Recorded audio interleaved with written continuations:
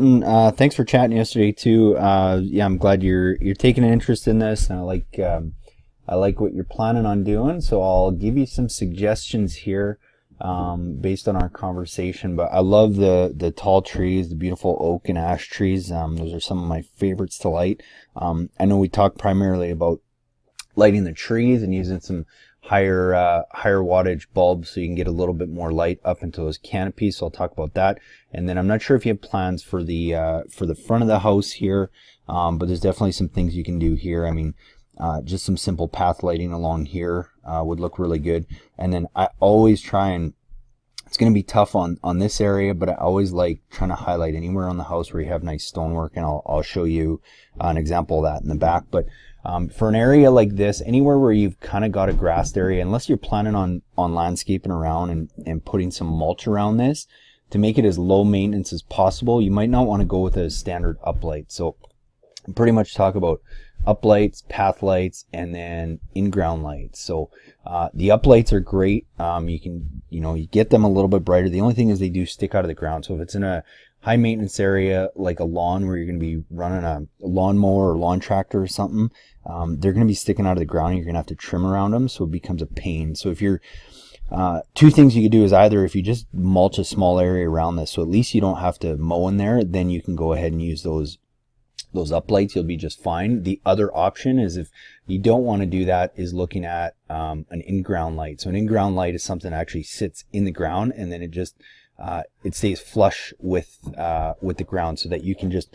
mow right over it and you don't have to trim and maintain around it. Now, obviously you got to make sure leaves and stuff aren't on it, but it's a lot easier than having a weed trim around it. So either option in those areas would be fine. It looks like most of the other trees, you've got low maintenance areas that you can use a standard uplight. But what I would love to do or see you do with some big trees like that is, rather than trying to light every tree on the property, is more just focusing in on a couple of the big feature trees. So a tree like this, I always like having a light kind of at the base that goes up the trunk, so you highlight that whole trunk and then get some into the canopy.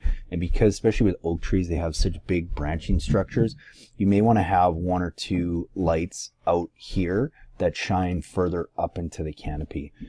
So again, rather than trying to light every tree, I would probably try and focus on some of the bigger ones with two or three lights, always one up the middle, and then trying to get some more of that canopy perhaps from a little bit further back. That's where those in-ground lights work good, because you could have one close and then you can have some out a little bit further, so that you can really get back there, but you don't have to maintain around it. So that's kind of what I would do in the front.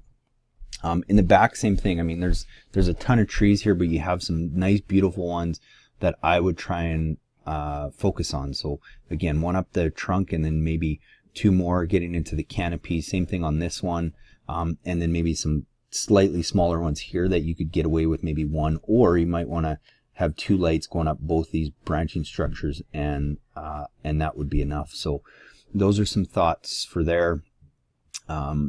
And again, I don't think you need everyone around the pool. I'm not too sure what your landscape plan is, but I love having, a few of the path and garden lights just kind of surrounding the pool. It's a very nice ambient light. These lights in particular do a really good job of shielding the light. If you're right underneath it, might get a little bit of glare, but for the most part, they do a really good job of hiding the bulb, so you're not staring at this big, bright lamp post. So maybe a few of those around the pool area would create a really nice, subtle, warming feel as you guys are around there. And then in the back here, same thing. You have a big, beautiful tree here. I would definitely try and, uplight that.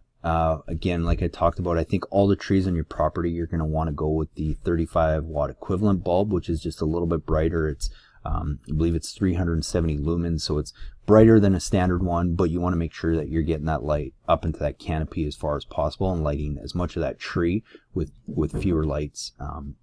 And then again, you might want to have one or two canopy lights to get the top of there. And then if you have any nice stairs and stuff coming down, which it looks like this might be, that's another great area for some path and garden lighting. You don't need a ton, but if you can use them sparingly, anywhere from 10 to 15 feet apart, if that's an area or some step areas that you want to do. And then in the back here, what I would love to see you do now, it might just be grass here, so whether you use an in-ground light or an uplight, I'll leave that up to you, but I think it would look amazing if you actually had lights at the base of each of these pillars here that shone light up on them and really highlight the nice stonework that you guys have there. Even if you didn't want to do these ones because you have the east trough running up, I still think it would look great. But even if you just did 4 of them, I would definitely do that. I think that's whenever we light a house, the comments I get the most that people love is that when we actually light up the house, because everybody knows what tree lighting looks like and it looks amazing. But not a lot of guys will actually feature and focus on the stonework of the house. And I know that this is not cheap to get done. So if you can highlight that and really make the house pop, then I think that's a great option. So hopefully that gives you some ideas. And going around the property, same thing. Instead of trying to light every tree, you focus in on a few of these. I think that'd be a good start. You can always add more lights down the road if we just plan for it. So have a look at the video. Let me know what you think. Maybe try and get a count of approximately, based on those suggestions, what you're thinking for lights, and we can kind of customize a kit for you that comes with the lights, that has the proper brightness, the right amount of connections, right amount of wire, a transformer that we can use for the future and size it properly. So hopefully that helps. And yeah, looking forward to you getting your try it before you buy light. When you do, that's going to be a good way to go and test out what's going to look good. Take that light, just hold the wires to a 9-volt battery and go, have somebody out on the deck and you're running around lighting up some of these trees just manually, and then see how it looks and see what you guys like. All right, thanks, Martin. Thanks again for watching, guys, as we show you how to easily install low voltage landscape lighting. So there's various different lights you can look at. The most popular is easily the uplight, accent light, or bullet light, often used to highlight different trees and features in your yard. Another very popular light is a wash light, often used to highlight the fronts of homes and beautiful stonework.